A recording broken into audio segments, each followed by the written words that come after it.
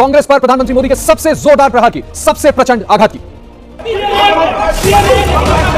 साथियों, कांग्रेस ने एक वैश्विक आयोजन को अपनी गंदी और नंगी राजनीति का अखाड़ा बना दिया। अस्सलाम वालेकुम, नमस्कार, जोहार। आज मैं एक ऐसे शब्द पर बात करने आया हूं जो सुनने में भले असहज लगे, लेकिन हमारे समय की सच्चाई को नंगा कर देती है। इन दिनों हमारे प्रधानमंत्री सहित गोदी मीडिया नंगाई पर चर्चा तो प्राइम टाइम कर रहे हैं, तो इस नंगाई पर हमारी भी अपनी प्रतिक्रिया है। बरसों पहले इस देश के नॉर्थ ईस्ट में कुछ माताओं और बहनों ने सेना के एक रेजिमेंट के दफ्तर के सामने नग्न होकर प्रदर्शन किया था।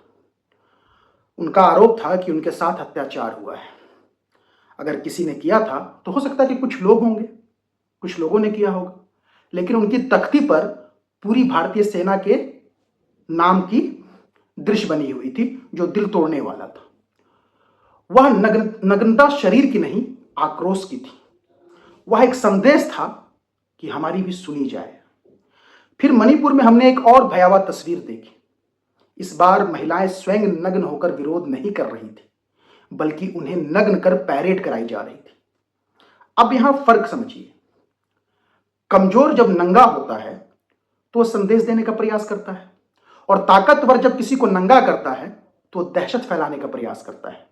नग्नता यहां शरीर नहीं है, यह सत्ता और असहायता की भाषा है।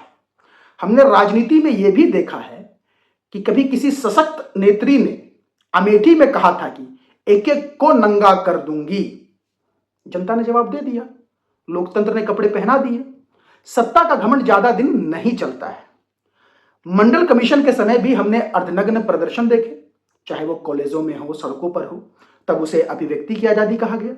आज कोई इंटरनेशनल मंच पर विरोध कर देता है तो उसे देशद्रोह कहा जाता है। सवाल है, क्या अभिव्यक्ति का जो पैमाना है वो अब बदल गया है क्या? सच हमेशा नग्न होता है। जब हम पैदा हुए हम नंगे थे, फिर हम पर परत दर परत आवरण अपने ऊपर चढ़ाते चले गए, चाहे वो डर का हो, स्वार्थ का हो, राजनीति का हो, प्रचार का हो। आज राजनीति खुद एक नंगाई की प्रतियोगिता बन चुकी है। यह प्रतियोगिता आपको नंगाई का, झूठ का हो, चाहे डिठाई का हो, चाहे चाटुकारिता का हो, यह सब राजनीति का सक्सेस टूल बन चुका है। जो जितना बड़ा नंगा उसका आसन उतना ऊंचा। पहले हम लोग कहानी सुनते थे कि राजा नंगा है।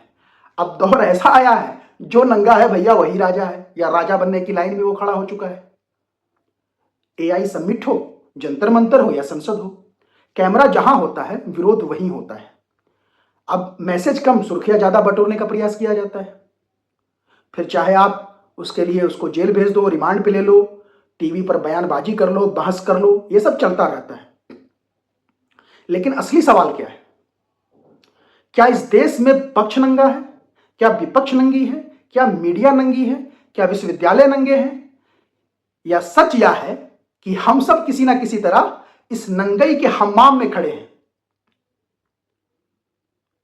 यह समय आत्ममंथन का है। नग्नता को तमाशा मत बनने दीजिए, उसे सच का प्रतीक बनाइए। कमजोर की नग्नता को समझिए, वह आवाज है, पुकार है। ताकतवर की नंगाई को समझिए, पहचानिए, वह उनका अहंकार है। और याद रखिए, डर नग्नता से नहीं, सत्य से होना चाहिए। अगर हम आज सच के साथ खड़े होंगे तो ना किसी को नंगा करना पड़ेगा, ना किसी को नंगा होना पड़ेगा। आज नंगाई वाले इस वीडियो में बस इतना ही। आपका क्या राय है इस नंगाई पर? कमेंट बॉक्स में जरूर बताइएगा। बहुत बहुत शुक्रिया।